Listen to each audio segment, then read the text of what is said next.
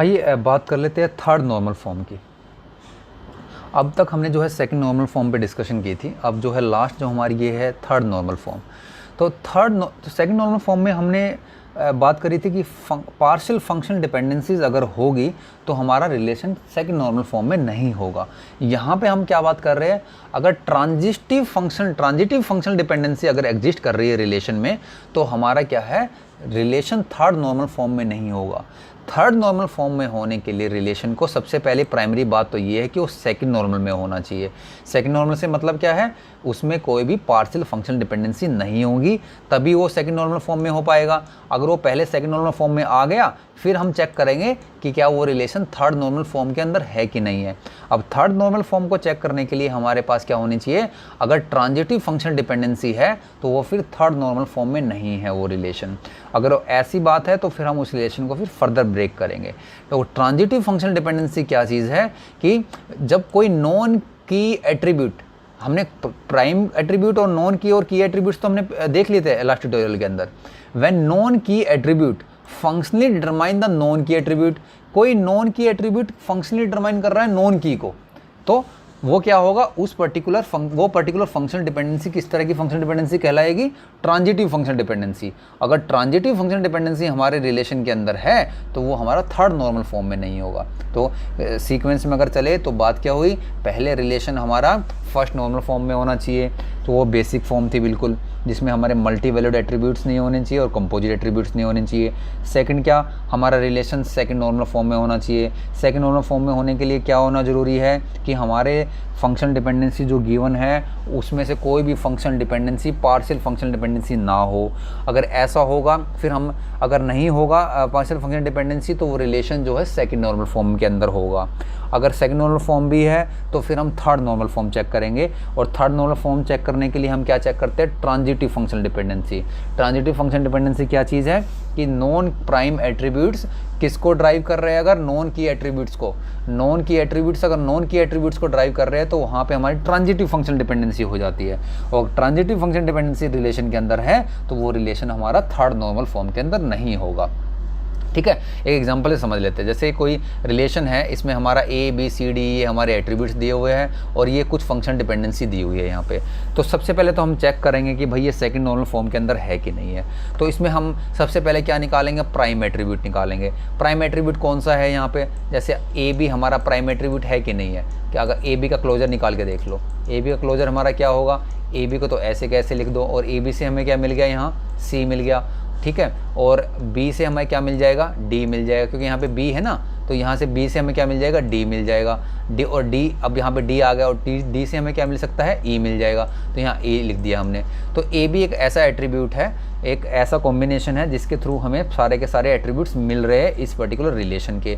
तो A B को हमने क्या बोल दिया, ये हमारी की है। ठीक है, इस पर्टिकुलर की के अंदर हमारे कौन कौन से एट्रीब्यूट्स है, A एंड B। और तो A हमारा क्या हुआ, प्राइम एट्रीब्यूट हुआ, B हमारा क्या हुआ, प्राइम एट्रीब्यूट हुआ। तो बाकी जो बचे वो कौन से एट्रीब्यूट्स होंगे, नॉन प्राइम एट्रीब्यूट्स। तो कौन कौन से बच गए, C D एंड E। तो ये हमारा C D हमारे कौन से हो गए, नॉन प्राइम। तो हमने प्राइमरी निकाल लिए और नॉन प्राइम भी निकाल लिए। तो हम सेकंड नॉर्मल को चेक करने के लिए क्या देखते हैं, ये जो भी फंक्शन डिपेंडेंसीज है इनमें से कोई ऐसी फंक्शन डिपेंडेंसी तो नहीं है जो पार्शियल फंक्शन डिपेंडेंसी हो। देख लेते हैं, पहली फंक्शन डिपेंडेंसी कौन सी है, A B to C. A B देखो, ए बी कुछ पार्ट है, ए बी इस पर्टिकुलर की का कि पूरा का पूरा पार्ट है, पूरा का पूरा पार्ट है। तो पूरा का पूरा पार्ट किसको ड्राइव कर रहा है, नॉन की को। तो ये हमारी पार्शियल फंक्शन डिपेंडेंसी नहीं हुई। ठीक है, अगली कौन सी फंक्शन डिपेंडेंसी है हमारी, अगली हमारी फंक्शन डिपेंडेंसी है बी टू डी। तो बी क्या है, हमारा पार्ट है इस पर्टिकुलर का कि पूरा का पूरा पार्ट है ए बी का, कुछ पार्ट है ए बी का ना, B is a some part of A B. तो कुछ पार्ट जो है किसको ड्राइव कर रहा है, डी को, और डी क्या है हमारा नॉन प्राइम एट्रीब्यूट। तो ये फंक्शन डिपेंडेंसी हमारी कौन सी हुई, ये तो हमारी पार्शियल फंक्शन डिपेंडेंसी होगी। इसका मतलब यहाँ पे प्रॉब्लम एग्जिस्ट कर रही है इस पर्टिकुलर वाले में, तो इसको हमें रिलेशन को यहाँ से ब्रेक करना पड़ेगा इसका मतलब। ठीक है, तो यहाँ पे रिलेशन मेरा सेकेंड नॉर्मल फॉर्म के अंदर नहीं है। ठीक है, तो हम क्या करेंगे, इस पर्टिकुलर रिलेशन को जो है ब्रेक करेंगे। कौन सा relation, A B C D E वाला। ठीक है, और प्रॉब्लम किसकी वजह से आई है, मेरी प्रॉब्लम आई है मेरी बी से डी की वजह से। मीनिंग अब हम बी का जो है क्लोजर निकाल के देखेंगे, ठीक है। बी का क्लोजर क्या निकल रहा है मेरा, बी डी ई। क्लोजर कैसे निकालोगे बी का, देखो यहाँ पे प्रॉब्लम आ रही है ना बी की वजह से, इस बी की वजह से यहाँ प्रॉब्लम आ रही है, तो बी का क्लोजर निकालेंगे। बी का क्लोजर कहाँ निकालोगे, इस पर्टिकुलर को देख के, इस फंक्शनल डिपेंडेंसीज में से निकालोगे। तो बी का क्लोजर क्या निकालोगे, बी को तो ऐसे कैसे लिख दिया, और बी से हम क्या ड्राइव कर सकते हैं, डी, और डी से क्या कर सकते हैं, ई, तो इसका क्लोजर क्या निकल गया, बी डी ई। तो जब मैं इस रिलेशन को ब्रेक करूँगा तो एक रिलेशन के अंदर तो कौन कौन से एट्रीब्यूट्स आ जाएंगे, जो इसका क्लोजर निकला है बी डी, जिसमें बी हमारी क्या होगी, प्राइमरी की, तो हमने मार्क कर दिया, ठीक है। तो देखो हमारा बी से हमें क्या मिल गया, एक तो हमने डी कवर कर लिया यहाँ पे, एक हमने क्या कवर कर लिया, ई कवर कर लिया, बाकी क्या बच गया यहाँ पे, ए बी सी, ठीक है, या ए बी सी बच गया। तो ए बी सी जब मेरा पूरा का पूरा बच गया है ये, तो यहाँ पे मैंने ये सेकंड रिलेशन में ये इसके एट्रीब्यूट्स होंगे, ये R2 रिलेशन हो गया, यहाँ पे ये R1 रिलेशन हो गया। तो R1 में बी डी हो गया, और जो बाकी एट्रीब्यूट्स बचे वो किसके एट्रीब्यूट्स हो गए, रिलेशन R2 के एट्रीब्यूट्स हो गए।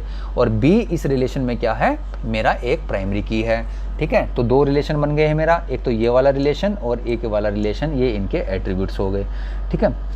अब इसमें जो है, अब हमारी की कौन सी होगी, या पूरी की पूरी होगी ए बी सी, कि खाली ए बी होगी हमारी, देखो ए बी होगी हमारी, क्योंकि ए बी से हम क्या निकाल सकते हैं, सारा का सारा निकाल सकते हैं ना, ए बी सी सारे के सारे एट्रीब्यूट्स निकाल सकते हैं। तो हम ए बी को हम एक प्राइमरी की बना लेते हैं इधर, और इसमें जो हमने, क्योंकि ब्रेक कहाँ से किया है, बी से किया है, तो बी हम जहाँ से ब्रेक करते हैं वो हमेशा ही क्या होती है, प्राइमरी की होती है उस पर्टिकुलर रिलेशन में, ठीक है। तो यहाँ पे ये बी प्राइमरी की है, ठीक है। तो अब चेक करेंगे, जब ब्रेक करने के बाद हम क्या चेक करते हैं, दो प्रॉपर्टी चेक करते हैं। कौन कौन सी प्रॉपर्टीज़, एक तो लॉसलेस है कि नहीं है, क्या ये लॉसलेस है रिलेशन, देखो कॉमन एट्रीब्यूट है कि नहीं के स्किन के बीच में, हाँ कॉमन एट्रीब्यूट है बी, दोनों में बी है, तो ये इसका मतलब लॉसलेस तो है।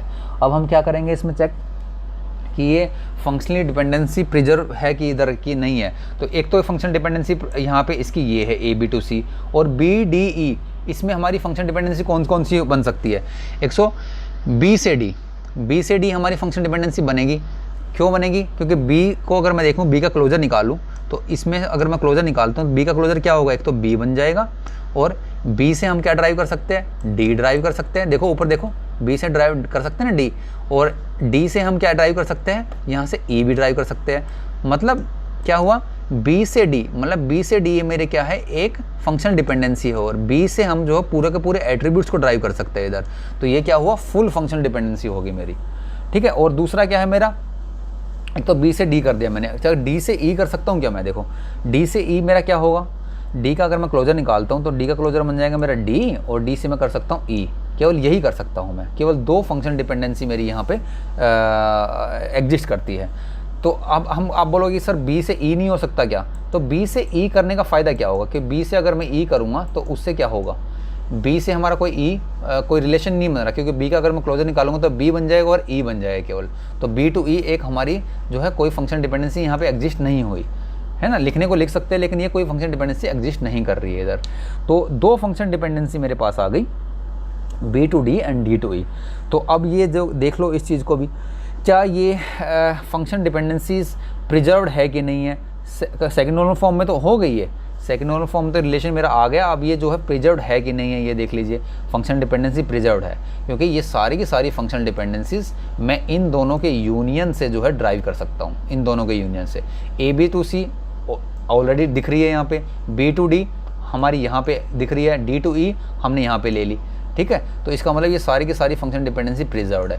इसका मतलब ये हुआ अभी तक जो हमने इसको सेकंड नॉर्मल फॉर्म के अंदर कन्वर्ट कर दिया है।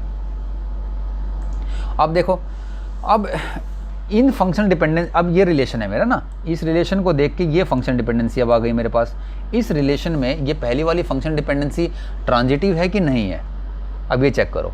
ट्रांजिटिव चेक करने के लिए क्या करेंगे, बी से क्या निकाल सकता हूँ मैं, बी यहाँ पे क्या है प्राइम, यहाँ पे की फाइंड करो पहले, की कौन सी है की, यहाँ पे एक तो बी का अगर क्लोजर मैं निकालूँ तो बी से मुझे क्या मिल जाएगा, बी, इन फंक्शन डिपेंडेंसी को देख के क्लोजर निकालो, बी से बी मिल जाएगा और फिर बी से मेरा डी मिल जाएगा और डी से मुझे ई मिल जाएगा। इसका मतलब बी मेरा प्राइम एट्रीब्यूट है और की है। तो नॉन की एट्रीब्यूट कौन कौन से हुए मेरे, एक तो डी हुआ और एक मेरा ई हुआ, ठीक है। तो अब देखो यहाँ पे non prime attribute meaning D is driving the non prime attribute. इसका मतलब ये कौन सी फंक्शन डिपेंडेंसी है हमारी, ट्रांजिटिव फंक्शन डिपेंडेंसी एग्जिस्ट कर रही है। और जब भी ट्रांजिटिव फंक्शन डिपेंडेंसी एग्जिस्ट करी तो उस पर्टिकुलर पॉइंट से मैं उसको ब्रेक कर दूंगा। तो अब ब्रेक कहाँ से होगा मेरा, किसकी वजह से प्रॉब्लम आ रही है, डी की वजह से, तो डी से मैं ब्रेक कर दूंगा इसको, मीनिंग यहाँ इस पर्टिकुलर पॉइंट से मैं ब्रेक कर दूंगा। एक तो टेबल में अंदर मेरे एट्रीब्यूट्स आ जाएंगे डी, और दूसरा कौन सा आ जाएगा मेरा ई, ठीक है, क्योंकि डी का अगर मैं क्लोजर निकालूंगा तो डी के क्लोजर से क्या मिलता है, डी और ई, तो एक तो डी आ जाएगा, ई आ जाएगा, तो डी और ई को तो हमने कवर कर लिया, तो बाकी क्या बचा, बी, यहाँ पे डी से हमने जो है ई ड्राइव कर लिया, अब बाकी क्या बचा, यहाँ पे डी तो हमने रखना ही पड़ेगा क्योंकि दोनों को हमने ब्रेक किया है एक कॉमन एट्रीब्यूट पे, तो बाकी बचा बी, तो यहाँ पे बी आ गया, तो और बी इसमें हमारा क्या है, एक हमारा अगर हम देखेंगे इसमें तो बी हमारा क्या है, यहाँ पे प्राइम एट्रीब्यूट्स है, और यहाँ पे डी हमारा क्या है, प्राइम एट्रीब्यूट है, मीनिंग एक की है यहाँ पे। तो अब देखो ये लॉसलेस प्रॉपर्टी फॉलो हो रही है नहीं हो रही है, डी कॉमन एट्रीब्यूट है, हाँ डी कॉमन एट्रीब्यूट है दोनों में, तो लॉसलेस भी हो गया ये। अब इनके बीच में फंक्शन डिपेंडेंसी कौन सी होगी, बी डी ड्राइविंग डी, ये फुल फंक्शन डिपेंडेंसी है, यस। डी टू ई ये फुल है कि पार्शियल है, ये भी हमारी फुल फंक्शन डिपेंडेंसी है। तो अब इसके रिलेशन के अंदर जो हमने ब्रेक किया है, यहाँ पे कोई भी जो है ट्रांजिटिव फंक्शन डिपेंडेंसी एग्जिस्ट नहीं कर रही है। अब जब ट्रांजिटिव एग्जिस्ट ही नहीं कर रही है तो ये पर्टिकुलर रिलेशन हमारा क्या हुआ, थर्ड नॉर्मल फॉर्म के अंदर आ गया है, ठीक है।